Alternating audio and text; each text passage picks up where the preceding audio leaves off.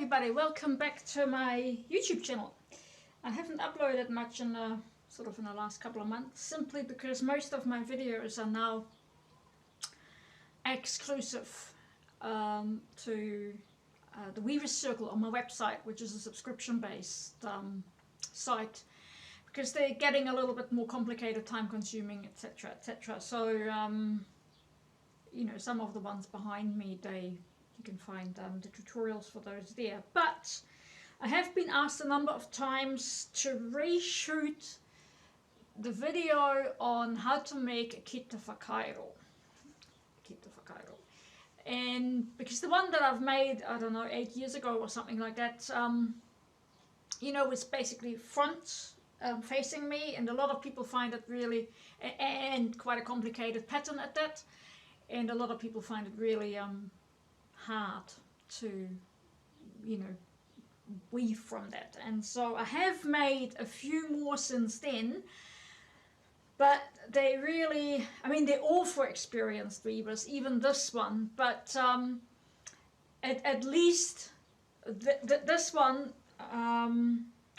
that you're about to watch now is for people who have woven before, who know sort of the basics in weaving, be it through, you know, like little konai and things like that, or, you know, larger projects, maybe harakiki, you know, things like that. It just makes it easier, because otherwise all my videos that I'm shooting now, they're just gonna, you know, go longer and longer and longer. And so there's a couple of things that I'm assuming you already know, so I don't mention them, or I may mention them, but I tell you to, you know, use whatever knowledge you already have or gathered from elsewhere. Anyway, so today's video is about this. It's an all natural Kete Whakairo. It's you know, it goes into the details of how to lay it, you know, how to make a bag out of a straight piece of weaving. And I've done it deliberately natural, and it may not look natural because it's got color in it, but that's the natural color of this particular type of harakiki. It's sort of in all shades, because color sometimes takes away from the actual skill that is involved in this type of mahi. So if you like this one and you succeed in this one, and I hope you do, then you can move on to something a bit more elaborate, a bit more complicated. You know, like I've just recently finished a video and uploaded this one, you know, with a pattern like this, which is really kind of for the more experienced weaver, or this one here, the Kupenga one. They are all, you know, this one as well here with the overlay. Don't know. You can see that. So all of these, this one with a lid, you know, little lid, they're all in the Weaver's Circle. But this one I'll leave here on YouTube. So you know, if this is all you want to learn, you get it for free. You know, I will still upload this one in the Weaving Circle as well, but there's no advertising, you know, in front of it. So, which some people really hate, and you know, that's YouTube for you. You know, if you want it without the advertising, sign up to the Weaving Circle. Other than that, I hope you find this one a little bit more useful than the old one, which is still, you know, it's still there in 2 parts, I think. But yeah, you know, when I started making videos, I had no idea how to do it in the first place, and, you know, and sort of building on experience and feedback and that kind of thing. So give it a go. Let me know how you get on. You know, you can reach me on my Facebook page, or on Instagram, and or here on YouTube, or, you know, or via email, phone. I'm available. So happy weaving, everybody. Rightio, welcome back. Here we go. For this demonstration, I'm using 120 fenu strips of harakiki, New Zealand flax, and they are half my normal width. If you know my videos, I normally prepare in 12mm width. These are half down, so they're roughly 6mm wide. Just about 60 centimeters long, which is sort of the medium length for my book. And this is going to be about a handbag size. So the fun thing about Kete Whakairo versus harakiki is, so when you make a harakiki, it basically turns or looks like a bag fairly early on. This does not. This actually starts flat. And that's the major difference between the two of them. Also, because it starts flat and you tend to use a thinner width, you can make all sorts of patterns with it and make them really, you know, stand out. Yeah, they also, this whole, you know, laying your whakapapa, laying your first sort of row of fenu, is the same process also in the harakiki if you want to progress, which is a large mat for those who don't know. So if you want to progress in that department, or it's the same way also for, you know, placemats and things like that. So there are, you know, benefits for knowing how to do this. There are people who use you know, little pieces of harakiki to tie these together, or there's some people who don't split them all the way, they only split them up to here and then sort of thread them in. You know, I show you my way. I show you the way I was taught. I'm not saying it's the only way, I'm not saying it's the correct way, I'm just saying it's one way of doing it, you know, at the end of the day, the end result. So what I'm using is I'm using bobby pins, hairpins, but you can use pegs, or, you know, there's little clips that you can find. I have even people saying using paper clips, even though I find them a little bit sort of awkward to use, but, you know, each to their own. So yeah, so 120, 60 each way, which turns out to be sort of handbag size. And the other thing you may want to use is some form of sort of thick kind of item. This is a book wrapped in plastic with some tape. I have seen people using towels, works just as well for them, not for me. And I always weave on a sheet, an old bed sheet, simply because it, you know, it stops the sort of rolling around and, you know, and sort of, you know, sliding on the table. And also if you only have one table in your house and we want to keep, you know, food separate from raranga, from weaving, so this is a good way of going about it. So put a sheet down, so that way you keep the surface of your kai table separate from the surface of your weaving area, simply by putting a sheet down. So that's just one of those tips. Anyway, let's dive right into it. So I promised I will make one for people who haven't made a Kete Whakairo yet. So this is it. So for all you others, just ignore it. Anyway, so what we do is we lay them by crossing them over. Zoom out a little bit. Hang on, out, not in. Right. So you need to leave a little bit of space in the bottom. There is no set amount. There is no set, you know, I don't really work in, you know, centimeters and things like that. If you normally, I mean, for the camera I can't do this, but normally what is a good tip that I was shown back when I learned is put this to the edge of your table. So assume this is the edge of your table. So you have a straight line. And you can follow this line when you lay it. So I lay this one, usually I do it that way. I lay that one first, this direction, and then this one. And then all you do is turn this one back and pop the next in. And we're sticking with the pattern that's called takitahi. Over one, under one. And you add them in one after another. So you add in one that direction, and then the next one goes that direction. That way you basically keep going this way. So alright, next one in. And you open that one. So don't be tempted to add in more than one.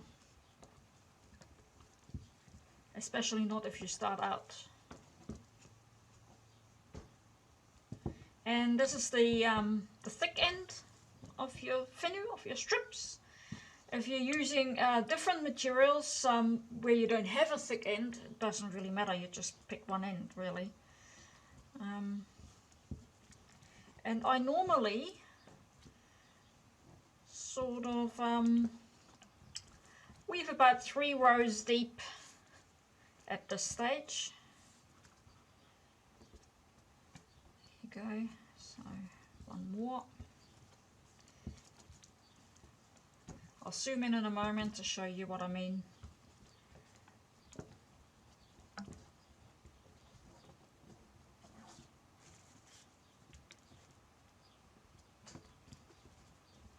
Right.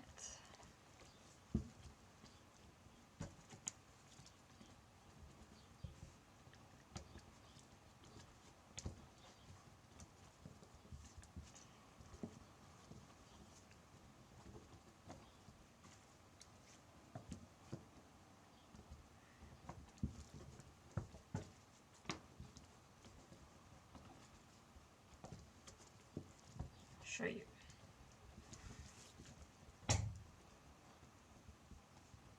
Idea. Let's zoom in a little bit and move it up a little bit. Alright, so there you go. So by adding in one after the other, so you know you're adding in one that way, one that way, you basically moving it along.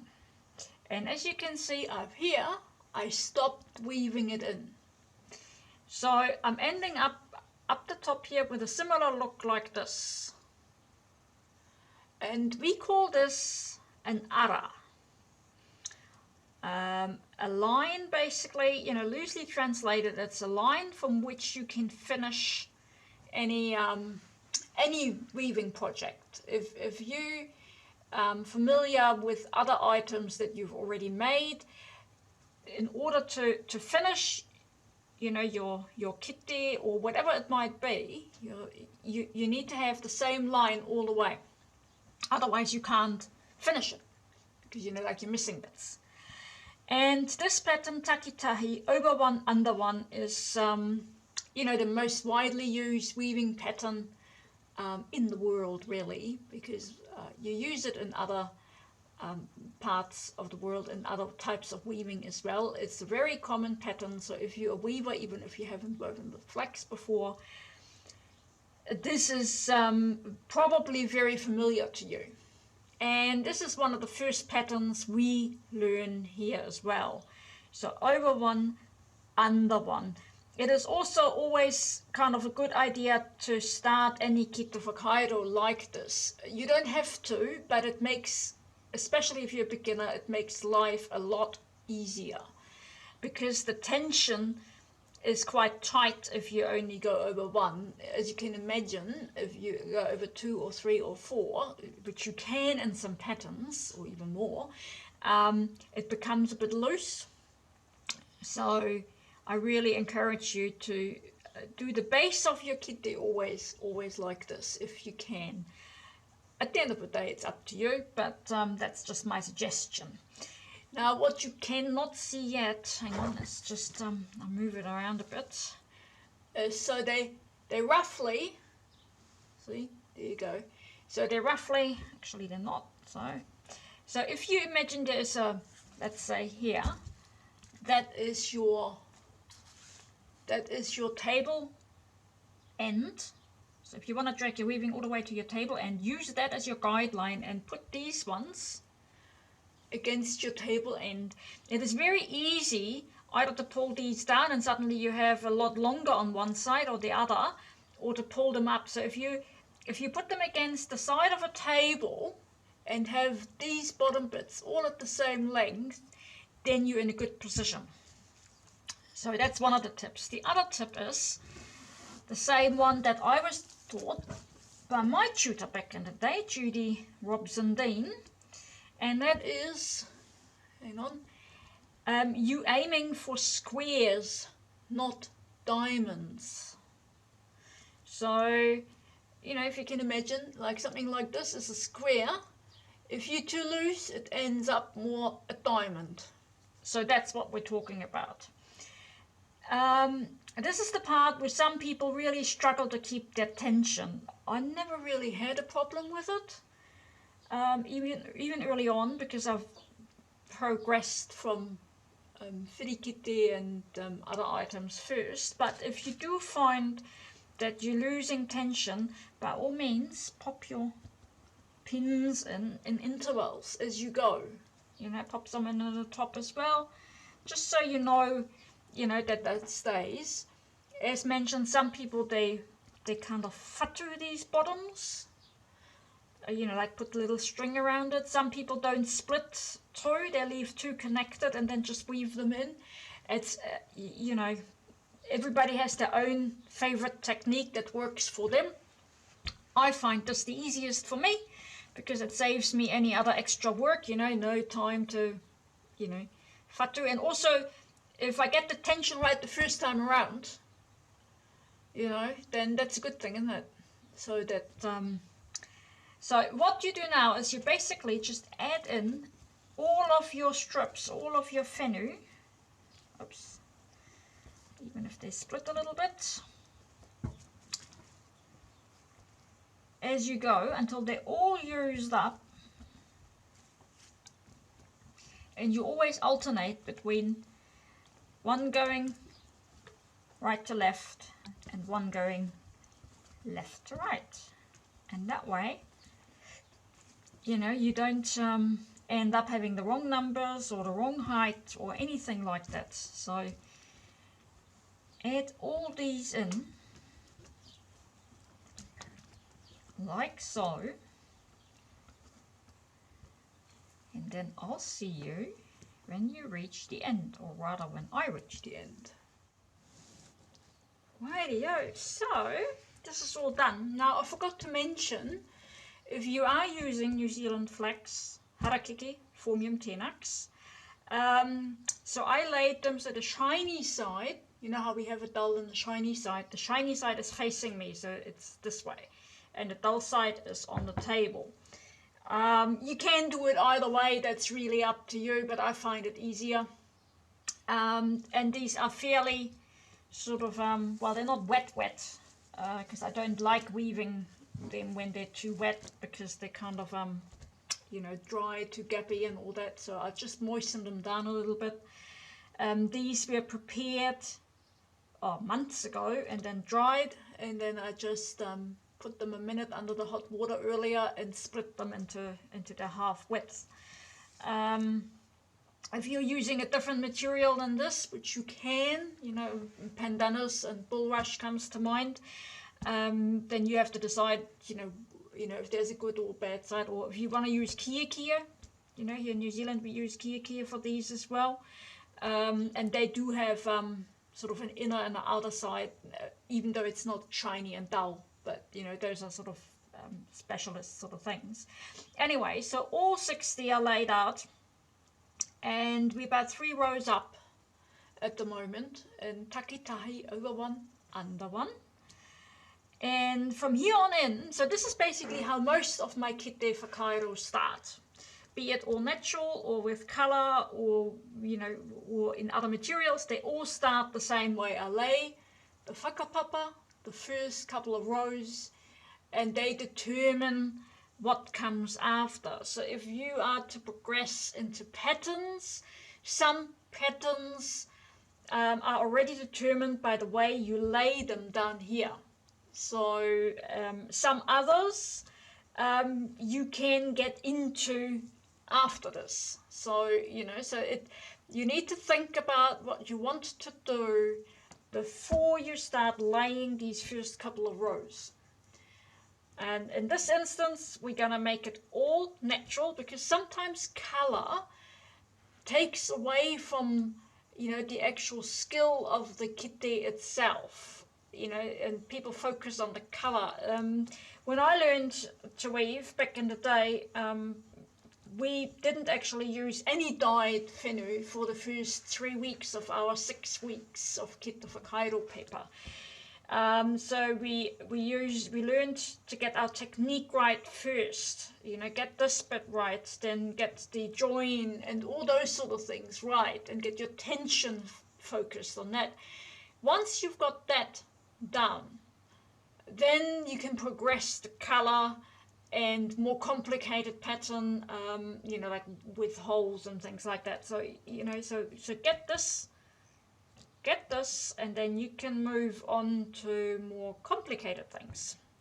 Now, the one thing that differs from when I learned how to do this is that I find if I lock off or tapiki this bottom here first, basically straight after laying it, it helps with the later tension and structure of the whole kite. Now, everybody is different. Some people do this very last, and some do it sort of halfway through. I do it first. I'm not saying you have to do it this way. I'm just saying that is what I do. And so, clearly I can only show you what I'm doing, not what other people are doing. So, so I've packed the sides, because now comes the part, one of many turns, and I just use it and I just turn it over. So now the dull side is facing me, and as you can see, what I mentioned earlier, you have this sort of line going. If this is the first time you make one like these, make sure that all your fenu that are facing in the same way are in the same position. Zoom in a little bit so you know what I mean. Takes a moment to focus. There you go. Can you see this? They're all in the same position. There and there as well. So that is one of the things. If you have one that is sort of one up, let's just say, hang on, one is perhaps like this. It stands out, doesn't it? You notice it straight away. There's something not right. That's where we're looking at, right? So you have to make sure, double check. And I know it's tedious. It comes with practice. I remember the first time I've made one of these, I probably had a couple that weren't in the right position. So it's just one of those things. Right. So the next thing we need to do is tapiki, lock off this bottom. And again, there are a number of ways to do this. I show you the one that I use most often. It's not the one that I use always, but the one that I use most often. And so I start on the left hand side. I always weave from left to right. Take this one out. And so if you've made whirikite or konai, or like any other things with New Zealand flax or kia or any of these materials, and you've learned, or you watched any of my videos, for example, and you know the term that I'm saying, double lock. And then there's a closed and an open double lock. So we're doing an open double lock, and open double lock means 2 up, 2 down, and 1 across. So 2 up, 2 down, 1 across. Other people call it something different. So don't quote me on the name. Don't get all mad at me and say, oh, but I call it this way. So what you're doing is you're building up, and I go back to it. So we start at the beginning, right? So we need to, in order to lock off, we need to have 2 of these turning this or pointing this way, and 2 pointing this way. So we need to build up to it. So we just start weaving over one, under one, over one, under one, until we have that constellation hang on, I see if I can find something, piece of paper, so you can see this a little bit easier. Can you see this? So I've got two fenu pointing that way, and I've got two pointing this way, right? And now I need to pull this one across. So the whole thing looks like this. I zoom in.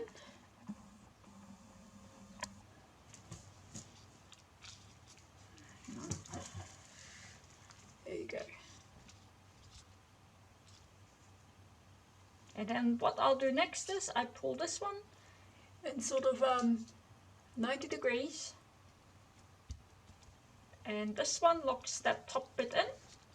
Pull it up, pull this one down, this one up, and then at the moment I only have two up and one down, so I need another one to come down. There it is. Again, so two up, two down, one comes across, this one folds over, up, down, up, down. And so what I mean with open and close double, so the double lock is basically this bit, so it's two, double, not single. And open means that this one stays where it is. Later on, or in other types of weaving, we want to take this one in. And that is then a closed double. But for this purpose, we still have two up, two down. Don't want to confuse you. There you go. This comes over. This. That one locks this in. This one comes down, up, down. Next one comes across, over, under. There you go. And we'll continue with this until we reach the end. And you will notice that there's some here at the side, here, that are basically have no mates. And that same thing will happen on the other side. And that's when we get to the next stage later on. So just continue with this. If you need to pause and rewind, use that function, because obviously I don't want to extend the video into oblivion. But just remember, so two up, two down, one across. This one folds down, up, down, up, down. There you go. Oops, wrong one. This one.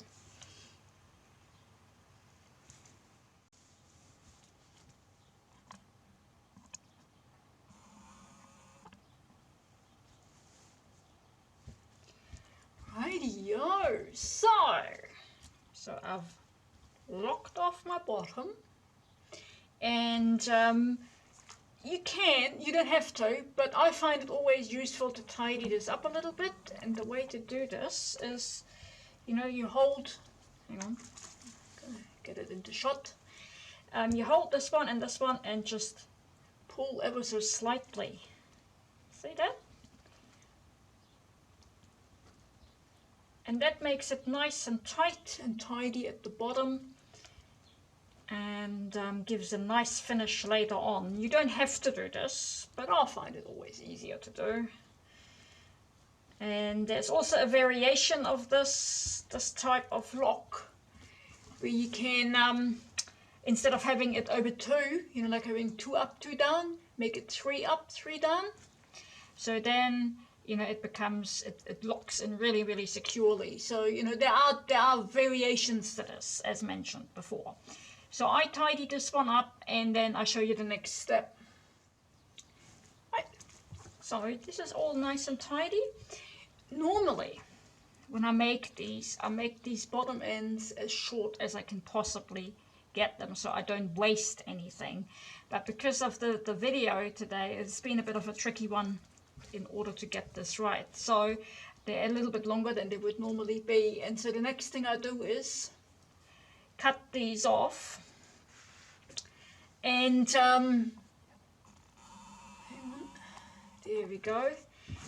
And what I'll do is, I don't cut them off too close, because they might, you know, like don't cut them off too close, because we will move around with this later on a little bit, and with movement, you know, it might, you know, if your tension isn't quite as secure as mine, or as it should be, and that's totally okay, but then you might end up, some of these might become undone if they cut too short. So you can either leave them in and start weaving, or what I do is I cut them about 1 centimeter, sort of left open, so that gives them enough space to, you know, if there is any movement,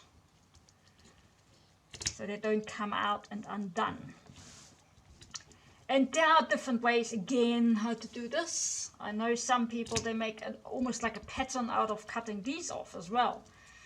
You know, so even though it's on the inside later on.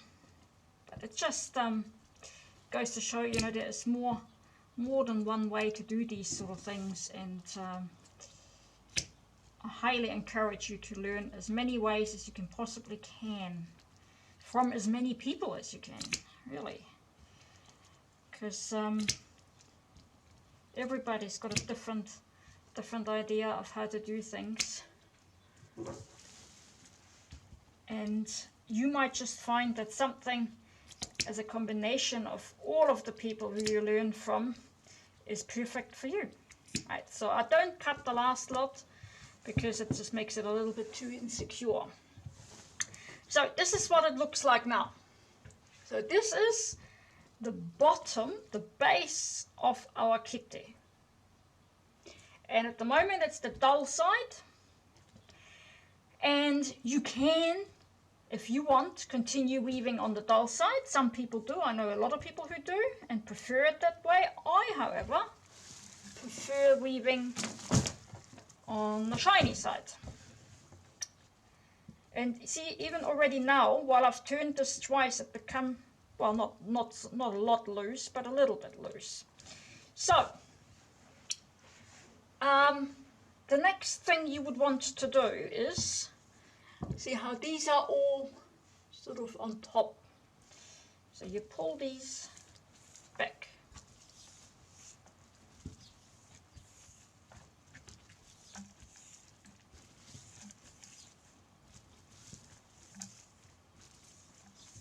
There you go. This one as well. I'll put my scissors on top. So.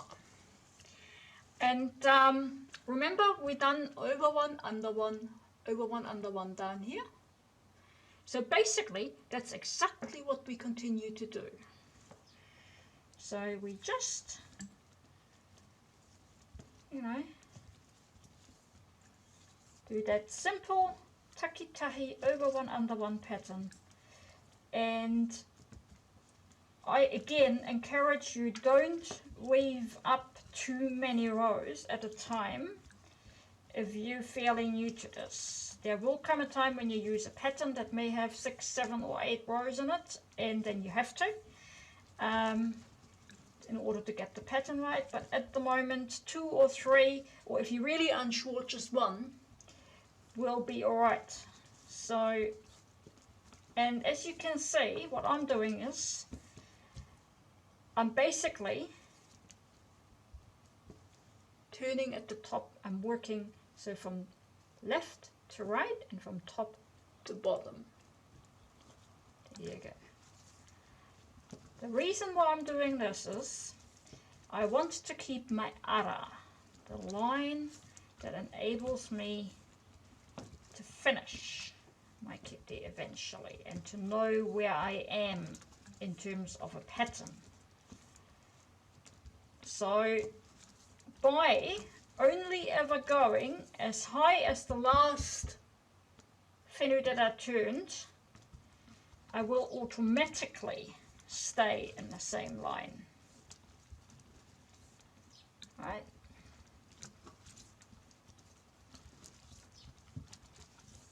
So can you see this?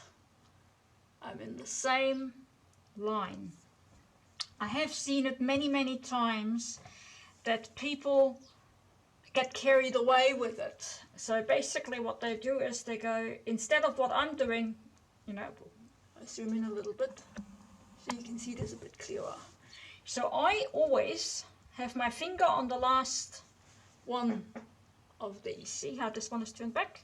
And I don't go beyond that. So I keep my index finger right next to that last fenu that's turned back. So I never ever go beyond that. But some people don't do that, and so it is very easy then, instead of just turning these and just follow that, right? It's very easy if you don't do this and you just go, oh yeah, okay, and then you go like this because it looks good. And then the next one goes like this. And then suddenly you end up having a zigzag pattern. Can you see that? That's not good. So you need to get into the habit of finding a way that works for you. Not necessarily my way, but that works for you, to make sure that you stay on the same line of weaving. And remember, squares, not diamonds. See how I'm moving my finger along with this, and make sure that each fenu is nicely tucked in.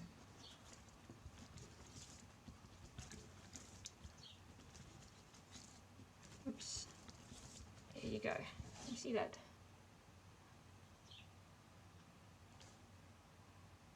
So that's what you want. You want them all to be in the same line.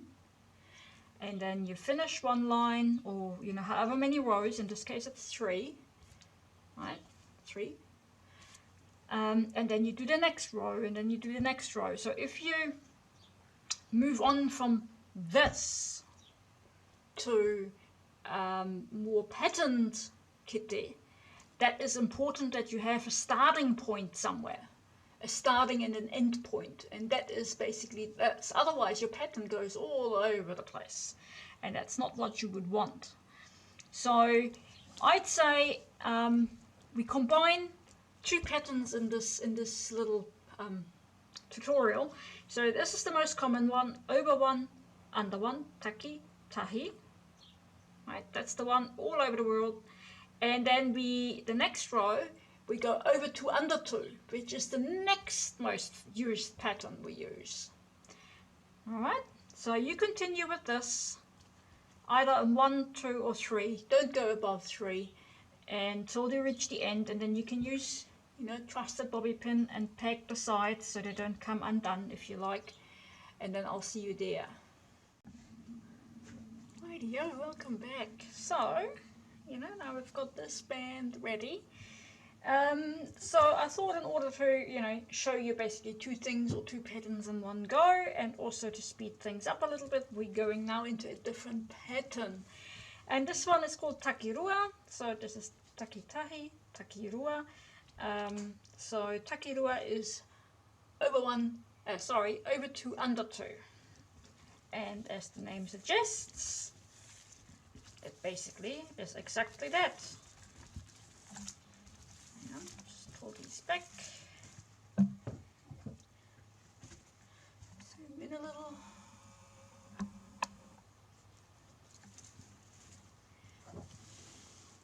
There we go.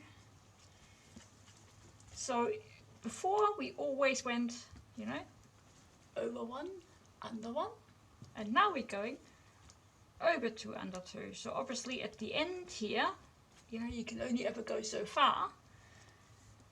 So, but now, see, over 2, at the moment it's under 1. This one back, over 2, under 2. Right. Put this one back, that one comes back up. Over 2, under 2. over 1, over 2, under 2, over 2. So when you do this for the first time, this is probably as far as I would take it. I normally do, you know, another row of 2s on there.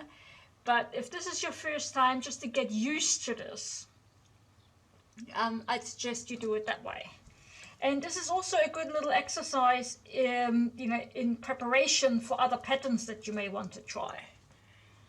And same as before, what I'll do is I'll normally change the pattern, or I determine how far I go in that direction from the top. So we from left to right and from top to bottom. So if you look closely, zoom in a little bit more so you can see it better. There we go.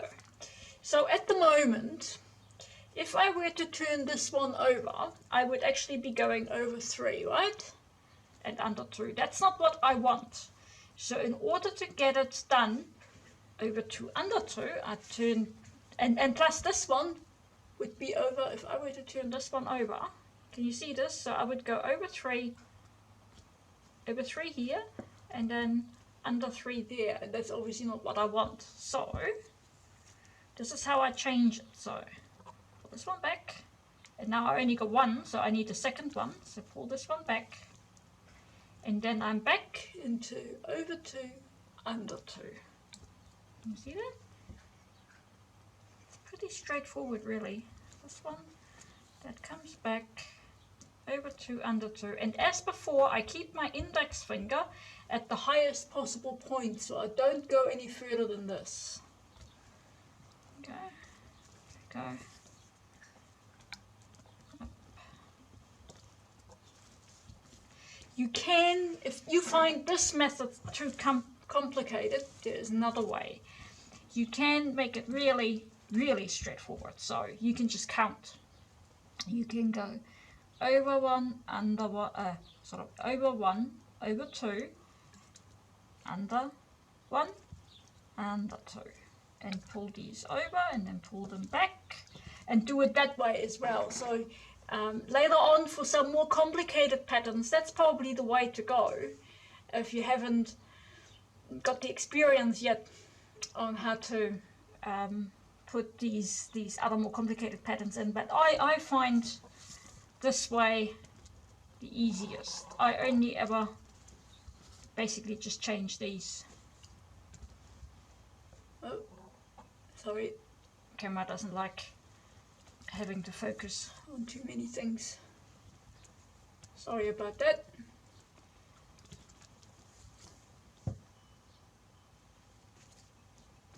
So that's your simple takirua. Again, it's a pattern that is repeated all over the world in other types of basketry and braiding and all sorts of things. And so, you know, the only thing is the material. And obviously the name, being takirua, over 2, under 2. So continue with this, right?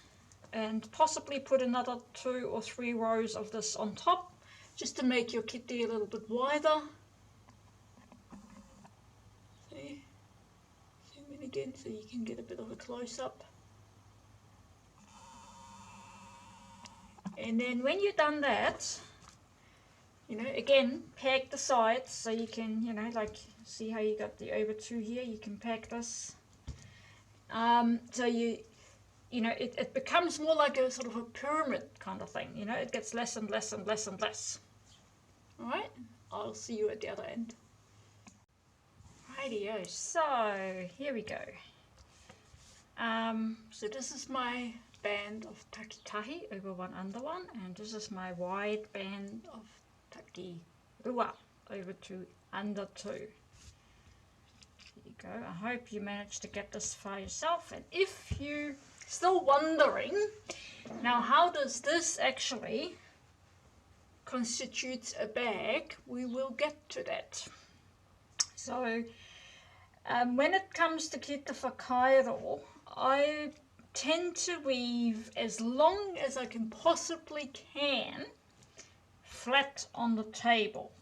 So when it comes later on to more sort of complicated patterns, they're just easier to, well, in my book anyway, to sort of weave, you know, like with a bit of substance underneath than sort of, you know, any other way. But, you know, it's totally up to you, whichever way you prefer. I know quite a lot of weavers who, you know, like when they do the first line, already join their kete and then weave as an actual bag. So, you know, so there are different ways of doing this. So do not think that this is the only way. And I certainly wouldn't say that. So what I'm doing now is, so I've done takitahi, takirua, so over one, over two, under two, and now I'm putting another couple of rows of takitahi at the top. And then what I'll do is that little bit that is then here up to the top, I lock that off as well. You know, same as I've done the bottom. Just to give it a bit more stability. That's really the only reason. And now they're becoming a little bit shorter. And I just use an old towel and pop it on these so they don't just sort of fall over. It's another little trick. And then I just get out of my over two, under two, straight into my over one, under one. And that's really all there is to it. You know, if you always consistently keep, you know, your ara, keep your line of weaving straight, then there is no problem of switching in between patterns. This is as far as I go.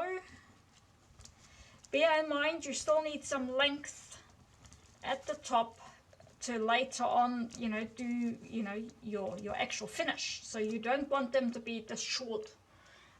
You want a decent amount of length, not too long because you don't want to be wasteful, but decent amount to give you enough choices in terms of how do you want to finish your bag at the top. And so let me just finish this here, and then I'll show you the next step. Rightio, so that's done now.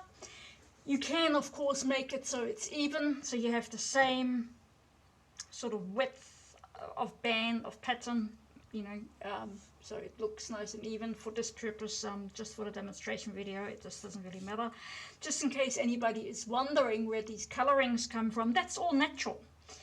I know quite a lot of weavers will only harvest completely blemish-free leaves and discard all others. I personally, I love the ones with a bit of color and spots on them because it gives depth to my bags. Also, the other thing, what you may, you know, I mean, I weave fairly fast, but when you first start, it might take you a whole day or even two to finish one of these. And then, especially in the summers day like today, they will probably, you know, like your strips will probably dry out. So the way to go about that is, if you've done your prep properly, it shouldn't be a big issue of wetting them down again. But what you want to do is, don't do it on the shiny side. Turn it around. And use a spray bottle, you know, like what you can use for ironing and so on, and spray the dull side. That's where the water will penetrate into the leaf and make it more pliable again. This, of course, for New Zealand flax harakiki formium tenax. If you use other materials, you have to adjust that depending on the material. Right, so now I've got this little bit up at the top, and otherwise I've got a bit of a triangle. So what I'm doing now is I'm locking this top bit off in the same manner that I've done the bottom. But this time I don't cut anything off because I need that whole length. So I'll zoom in again. There we go. So again, at the moment, this is what it looks like. They're all in the same height. So that's my ara there. So I need to build up to two up, two down. So now I've got, you know, one down really. I've got one up, one down. Now I've got one up, two down. Now I've got two up, two down. There you go. And then you do the same thing what you've done below. Put this one across, that one comes over, this one comes up, this one comes down, this one comes up, this one comes down. And then it's the same process as before. Repeat. So two up, two down, one comes across, this one comes over. There are a number of variations to this. Like, I think at least 10 different ways of doing this. So when it comes to finishing the top of your kete, anything goes. Even knotting. Honestly, I normally don't go into much detail about the top because there are so many different ways of doing it. I'm just really mentioning this way just now because that's the way I'm going to be doing it for this particular one. But other than that, yeah, any finish goes. Even the zigzag, you can, just fold them over. There are a lot of different ways of doing it. So whichever way you prefer or may have used somewhere else and comfortable with, do it. So this is going to be the top of your bag. This down here is the bottom. There you go. Just to show you. So this is the bottom, this is the top. Even though it doesn't look like a bag just yet. I'll see you at the next stage. Right, so this is all done here at the top. So this little bit is locked off. This long bit is locked off. So how do I get from a flat pyramid looking thing to a bag? Well, the simple answer is, first of all, turn it around again. So the shiny side, or whichever side is the good side, is facing you, right? And then you use either a book or a rolled up towel or something similar and place it in the middle. And then you start folding your left side up, and then I'll zoom in a minute, but I just want to show you the process in general because it's hard to see otherwise. And then so I fold these ones back, right, and then I put this side onto it, and then all I do then is weave these strips in, just as before when we laid it for the first time. We're just adding them in, over one, under one, over one, under one. That's the same process. There's nothing complicated about this. But a lot of people struggle with this particular point in any Kete Whakairo. The join is usually sort of the most scary thing, or, well, actually, the scary thing is when you have to turn it inside out again. That comes later. So there is something more scary than this to come, if there's such a thing as scary. But I'll zoom in now and show you a little bit in a close-up. Right, so there we go, there's my book. Right. So I folded all these back, per usual, right? Leave those pegs in them, or whatever you use. And then you fold this one over and make your life easy.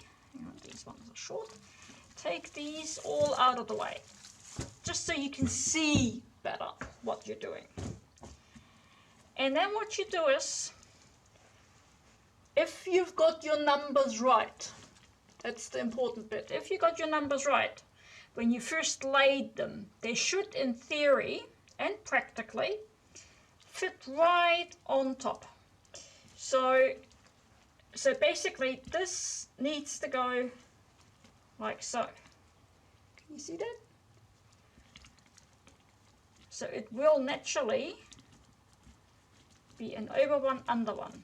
You see that?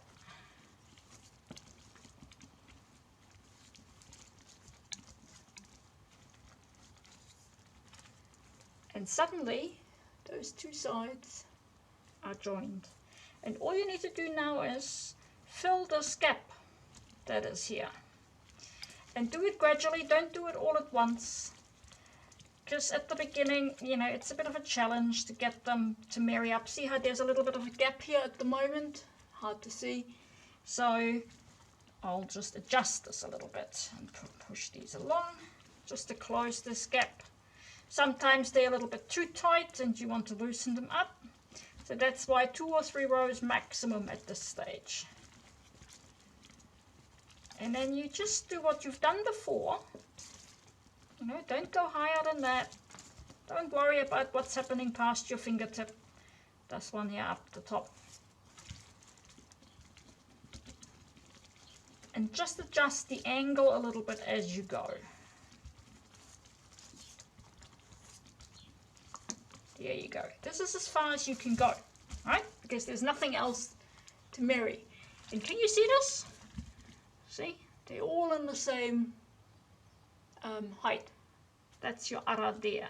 So it goes back to the very first time that you laid this. It's the same principle. Over one, under one, over one, under one.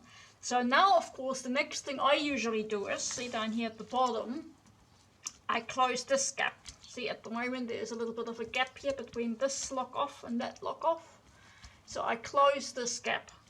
And to do that, I just turn the whole thing around.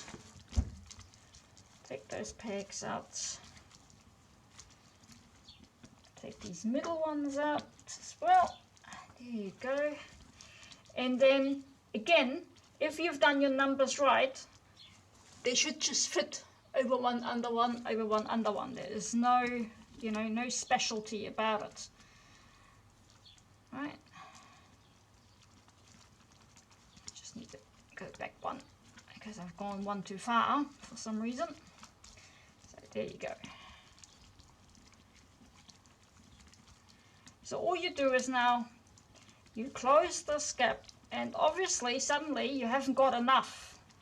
So that's when you come to the point later on as well where you have to imagine where this strip would be going. If you're unsure, go back and literally say, okay, this one is going there, there, and there, and there. So this one here now turns in, right? And before this one was going up, right? That's still possible. This one's going down. And now there's nothing there anymore. So now you need to imagine where this one would go. And it helps you if you look before. So where does it go? Oh, okay, so it's going under this one. I zoom in so you can see it a little bit better. Right? So it needs to somehow get under. Oh. There we go. It needs to get somehow under this one, and I used simple carpet needle. There's other tools you can use. And I just loosen this up and tuck it in. Tucking in is a thing that we use a lot in our type of weaving. And then we do the next thing. So this one can still go around, this one can still go up, and that means we now need to tuck it into this one. Same thing, open it up a little bit, tuck it in and pull. And then that very last one here. So that one would normally go under this one and under this one. So we need to tuck it into both. Alright, so you use your little needle if you can. Sometimes they don't want to go. That doesn't help, of course. Like this one split. That's the demonstration part of it.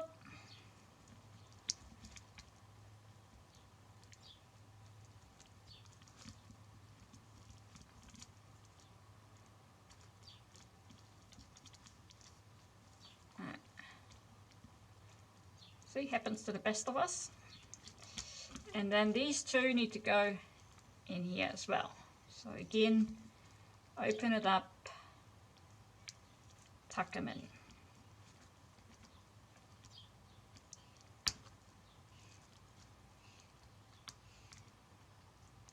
Here you go.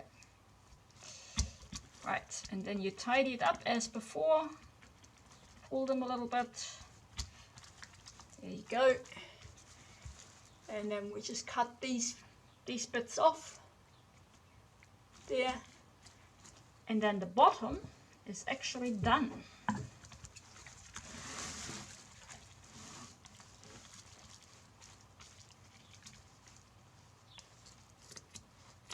There you go.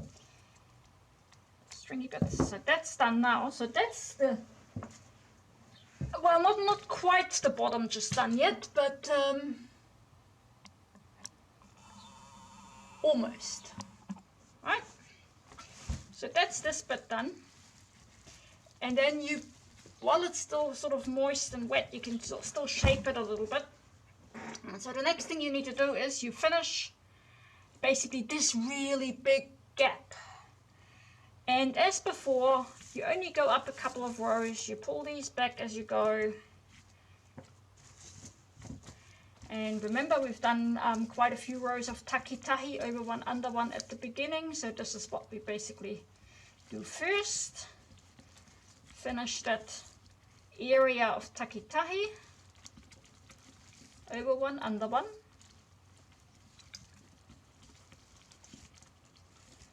And then we go straight into our takirua, over to under two, up in this area. And I'll just show you in a sec what it actually looks like now. And this is now the dull side, so we are weaving on the dull side. So if it does get a little dry, you can quite happily spray this, but you've got to be careful not to over wet them, because they tend to water stain a little bit if they're too wet. Certain varieties more than others, so just be wary of that one. Don't overindulge. So I'll just take this out. There you go. So now it actually looks like a cylinder. So from this side it almost looks already like a bag, doesn't it? And, oh, you know, you can make all sorts of things with this. I have seen people making, like this style, making hats. You know, you can if you wanted to. But anyway, so we still need to finish. See, if you look at this side, see, we still got to finish all this. Yeah, right? So we need to finish basically the other half of our bag.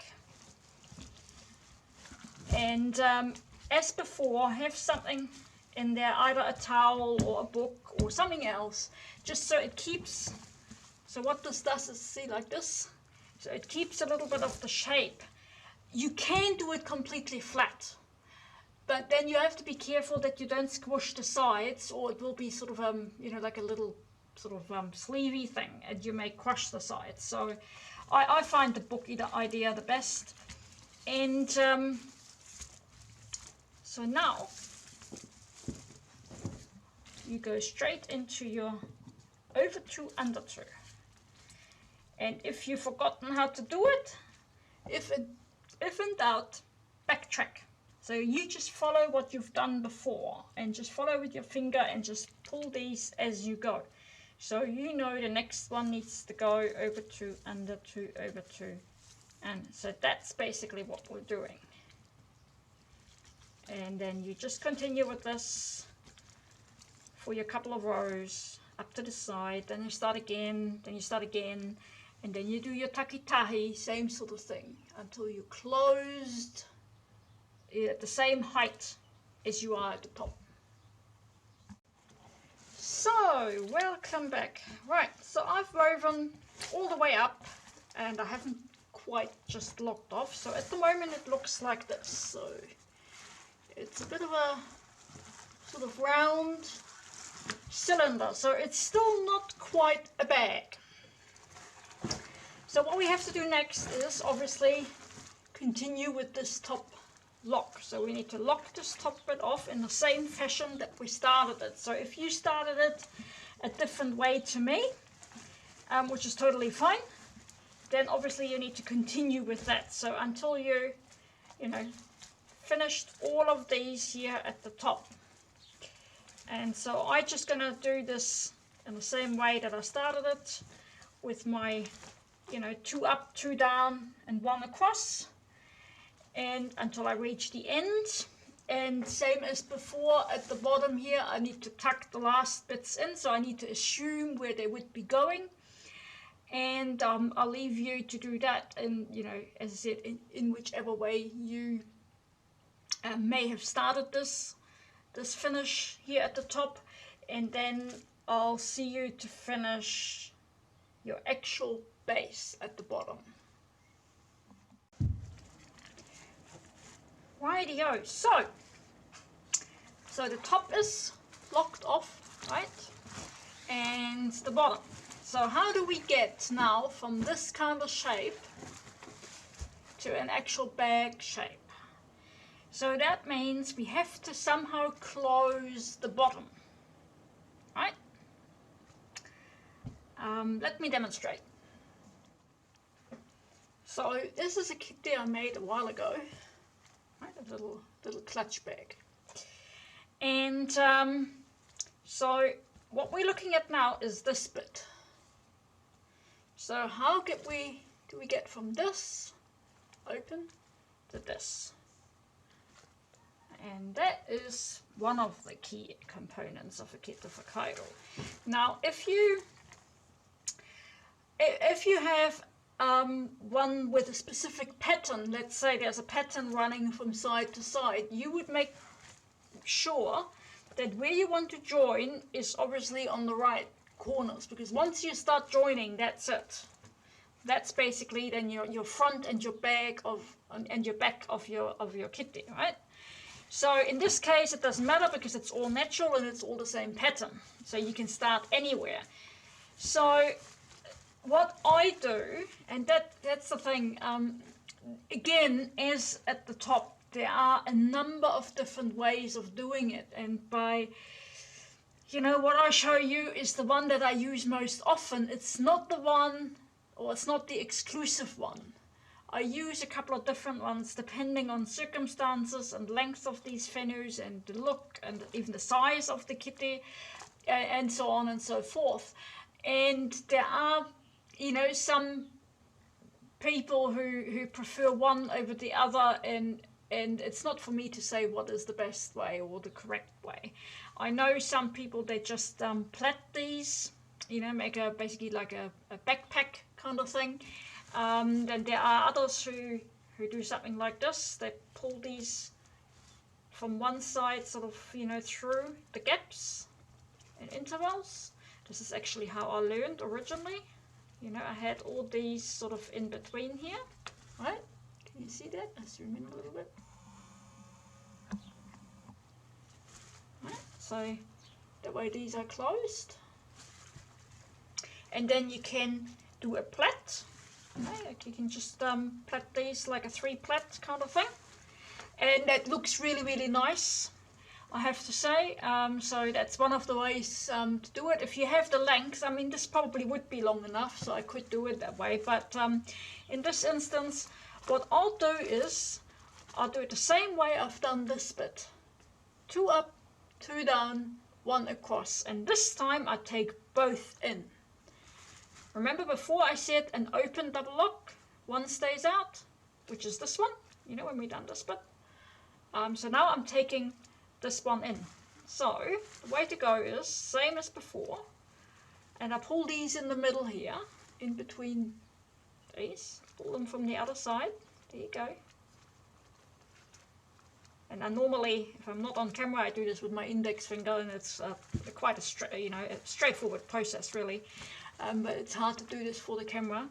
So now I've got, if I show it like this, you probably see it better. So I've got 2 this way and 2 this way, and then 1 from this side goes across, like so. And then I just fold this over like before, this one up, and now this one that we left out before folds in. This locks this one in, and that locks both of them in. Right. And then I grab the next one from the other side. There you go. This one goes over, down, up, this one folds down. There you go. So it's essentially, it's the same kind of procedure as this one here. So it's the same thing. The only difference is that this one now finally also folds down. But yeah, whichever way you decide, that's really completely up to you. I prefer this way because it's, you know, I normally have it in my lap and it's the quickest for me. And but if I want to make it really, really, really nice, then I use, you know, I fold them all through here and make a plait, either one or two. Sometimes I do even two. I sometimes also make it more like a backpack, like a pico. So then I would stand it up like this and plait. Hang on, zoom out a bit. And plait this way in the middle. So, you know, fold them over. And so, you know, so there are options. So, you know, just don't think that what am I showing you is the only way, or what, you know, if someone else showed you something else, if that's the only way. So so there's usually, as with all things in life, more than one way to go about it. So I'm just showing this one quickly, and really just quickly. If you really want to know how, you know, how to do this in more detail, I have shown it in other videos. Some of them though aren't on YouTube. They in our subscriber space on my website, in the Weaver's Circle. So, you know, you may want to head over there if you want to know, you know, quite a few more things, you know, like how to do patterns on these and things like that.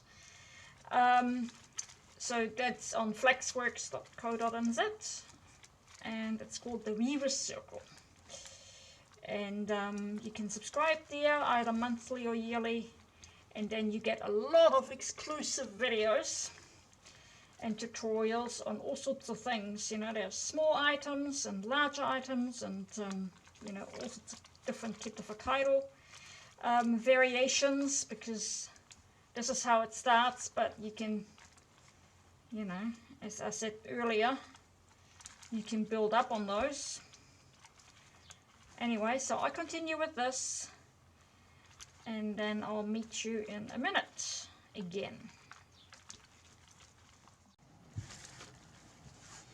Rightio, don't worry, we are still in the tutorial for this one, but while I was filming it, I made like a rookie mistake. I must have pressed record twice, just as I was doing the very short segment on the top lock off. So I thought I'll make another Kete tutorial about something completely different, and when I reach that point that I normally don't show, because people in my weaving circle, you know, the advanced weavers, they already know how to do this, so I bypass them for this. So I'll show you on this other Kete. So basically it's about this top bit. So I've already, you know, as mentioned earlier, locked the bottom off, same as in this one, and I normally start finishing the top somewhere on the side, on the narrow side,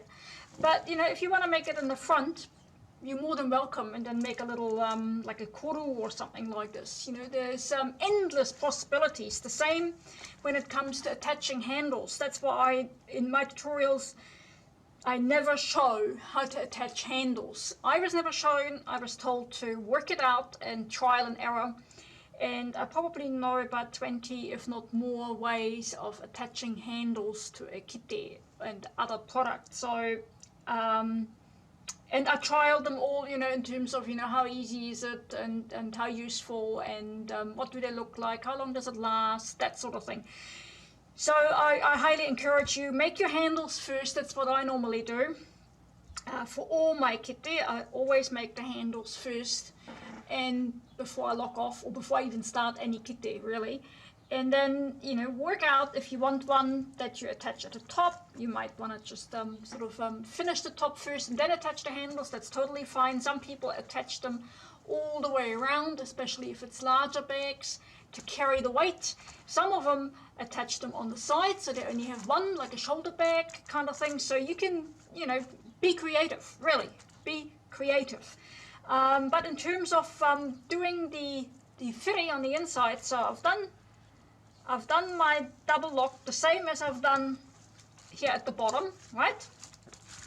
And so all I'm doing now, if you intend to do it that way, of course, you know, because you can do all sorts of other types of locking off, you know, just turning them over, zigzag, kind of turning patterns, that sort of thing. But all I'm doing is I turn these over and then start a simple 3-plait, like when you braid hair. And I grab new one as I go, and I sort of carry it along the whole way. You know, sort of the whole way around, and then when I reach the end again, I'll just tuck the ends in. Some people prefer to add something in and then, you know, as I said, make a corduroy or something, but there are, you know, different options that you can use when it comes to the top, really. So I just wanted to add this in before I'm heading back to the finish for this tutorial. But if you want to see you know, if you want to see this one, this is going to be inside the weaving circle only. So this is for our subscriber space. So, you know, it's the whakapuareare pattern here. So if it interests you, but it's all natural as well. Right, so this is my kete. It's a little bit wonky, as it sometimes happens. Even the best can't get it perfect each time, so I've put my handles on. That's my top tip, by the way, to always make your handles before you even start your kete. So think about what type of kete or bag you are going to make, and then make the handles beforehand, because you wouldn't believe how many times I've seen wonderful, wonderful kete somewhere standing in the lounge, you know, 3, 4, 5, up to 10, and missing handles. And then the weaver says, oh, I just can't get around to putting the handles on. So I normally make the handles beforehand, and then I weave. And that's, you know, seems to work for me. So these are muka handles, harakiki fiber. So now, how do we make this bag now into something that represents something like this? And the way we do this is we turn it inside out or outside in. And this is usually when some people start praying a little bit and crossing fingers and toes, and quite rightly so, because a lot of things can go wrong. If this is, for example, too dry, it makes it really hard. So I really suggest you have them, well, not wet, but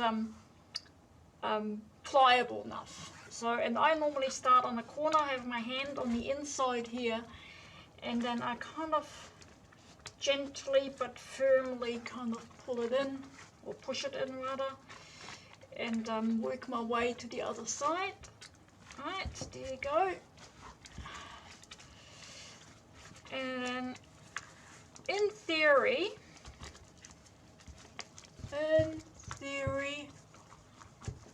it comes out pretty good. Sometimes there are the odd one that sort of gets a bit scrambled on the sides when you turn it. Happens. But essentially, you know, this is what you do with these, right? And then the only thing left to do is shape it a little bit. So, you know, if you wanted to have it, you know, like this one with a nice sort of flat kind of base, then what you do is you put your hand in it and you know, and sort of shape it while it's still pliable. And then if it's too wet, you can put some paper in it and let it dry around that paper to soak up any moisture, and then it will stay in that kind of shape. But that is essentially the simplest and easiest Kete Whakairo. Right, so takitahi, over one, under one, and then we've got takirua, over two, under two, and then we finish it off with takitahi again, and handles, And so this is, you know, the fine art of mahi raranga of our weaving here in New Zealand. I have seen, you know, similar kind of things in other countries, but the way this is done is pretty unique, really. And of course, if you master this, you can move on to something like this, or something like that. You know, there are really, you know, once you get the hang of it, you know, the possibilities are endless. So if you get this and you want to learn any of these others that I just shown earlier, I have tutorials for those and more to come on my website in the Weavers Circle. You need to sign up for it, and it's a subscription only area, and there are exclusive videos.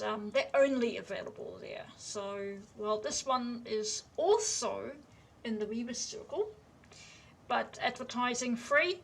Over there, there's you know, about 40 odd videos that are only to be found in there. So if you want to head over and sign up, even if you just want to sign up for a month to have a look, there's other interesting things in there as well, you know, tips and tricks on, you know, how to start your business and this sort of thing, and you know, what the pitfalls are, how to dye, you know, how to get these colors, where to buy the dye. I sell them on my website as well, things like that. So, you know, if you want to check it out, you don't have to.